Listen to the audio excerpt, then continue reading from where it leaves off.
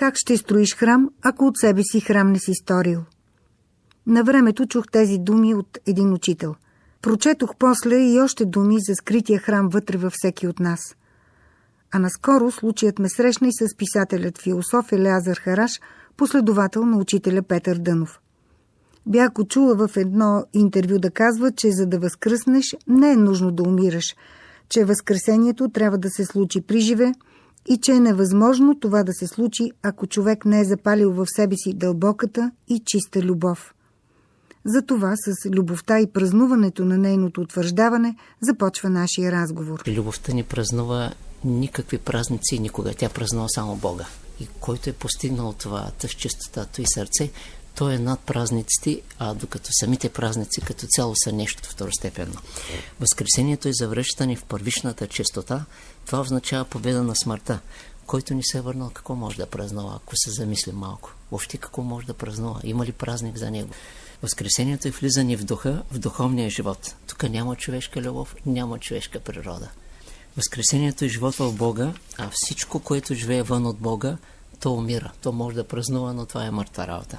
Някой пита, със старото ли тяло ще възкръсне? Ако вола умре и възкръсне пак с рогата и копитата си, това не е никакво възкресение. Ако живееш в любовта, в истината, ти си възкръснал. За човека на истината, божествената любов е на първо място. Не празници, не разговори, не цитати, не библии. Нали? Който обича истината, става любов. Истината няма човешки произход. Няма човешка природа. Тя е Божие дело. Без любов към истината, никакво свещено писание не може да помогне. Хората четат Библията, палят свещи, а Христос живее в Бога. Не пали свещи, той живее правилен живот в Бога. Това е празнуване. Без чистота хиляди свещи нищо не помагат. Христос не е сътворен от Бога, а е роден от Бога. Той не е в телесното възраждане, Христос е в духовното възрождение. Значи той е дошъл за много хора вече, като светли мисли, благородни чувства и чисти постъпки. Той вътре като светлина, няма външно идване. Той учителя казва, дойде един път и видя как го посрещнаха хората. Нали? Посланието на Христос е едно и то е ясно. Реализирай Бог в себе си. Това е цялата Библия. Реализирай Бог в себе си. А може ли да се каже, че Възкресението е кулминацията на една такава реализация на Бога в себе си? Точно, това е. Виж Христос. Христос никога не е причинил зло на човек. Любовта е невъзможност да прави зло. Как ще празнуваш ти, като не можеш да обичаш враговете си? Това е заповед от Бога. Откъде ще вземеш този празник? Ти нямаш право да говориш за Бога. Най-малкият цитат вече ти нарушаваш правилата на Бога, защото той е казал любете враговете си, ти нямаш такъв обхват, нали? Защото това е заповед не от човек, дадена от самия Бог. И как тогава ще говориш за Бога и ще цитираш писание или ще изнасяш проповед? Ти вече нямаш право да говориш. А не е ли дошло време вече да кажем, да се каже да нямаш врагове, т.е. да обичаш всички безусловно? Бог в нас няма врагове и въобще Бог няма врагове и противници, никога е нямал, но човека ги създава с начина на мислене, с допускане, с подходи, с постъпки, нали? Както казах, значи любовта е неспособност на зло. Христос е следвал Бога и никога не е следвал църквите и света. Той е служил на Бога и отива при Бога. Който служи на света, отива в света. Христос е част от тайната история на света. Духът е паднал и е станал човек. Когато развитието се е сбъркало, Духът е станал човек и Христос е дошъл да припомни живота в духа. Не в ума, но за да овладееш ума, голяма наука е.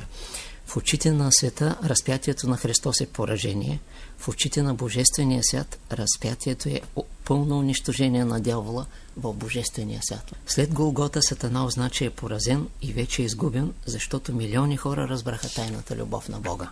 Христос показа, че хиляди светове не струват нищо пред Бога. Не само сътворение, и другия свят на умрелите. Нищо не струват пред Бога. И учителя казва, не трябва да бъдете добри, а абсолютно добри. Ако сте добри, при натиск може да станеш лош. Ако си абсолютно добър, ще се влееш в Бога.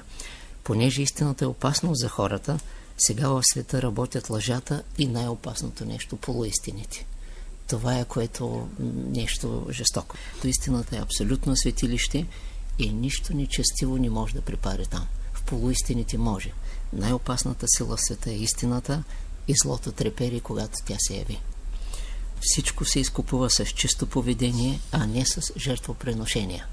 Няма, остаряло е отдавна жертвоприношението. Тоест прилагане на чистата любов. Разбира се, отдаваш се. Значи учителя казва, когато ножа минава през врата на овцата, ти казваш, добре, като минава през твоя врат, казваш, чакай, къде е логиката, нали?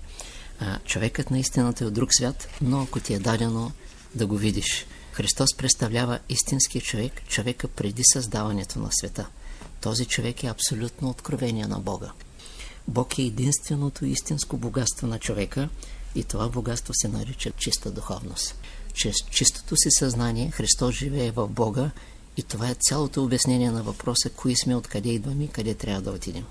Христос е чистото съзнание, а Бог е изначалното съзнание, а светът е изгубеното съзнание, което е част от хаоса и част от света. Човешкият дух в чист вид е Христос и това е подобието на Бога.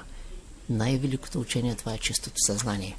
Христос живее вкоренено в Бога, в мястото на пълнотата и безкрая. Той е велик невидим дух, това, че се е явил, не го прави видим и разбираем. Явил се и пак не го познаха милиони. Христос е слязал на земята, не за да изкупи греховете, защото всеки сам и лично си ги изкупува. Той е слязал да покаже пъти към себепознанието и към Бога. Христос е разкритие на смисъла, който съществува отвъд този свят, отвъд този свят, даже отвъд Вселената. Там е Бог и нито един празник няма голямо значение, нали? Твоята любов, твоята чистота е важна. Какво учение си, какво представляваш? Никакво значение няма. Имаш ли любов и чистота? Оттам тръгва дълбоките неща, мъдрост, истина, защото те са там по-високи изисквания. Това е познаването на любовта и възкресение. За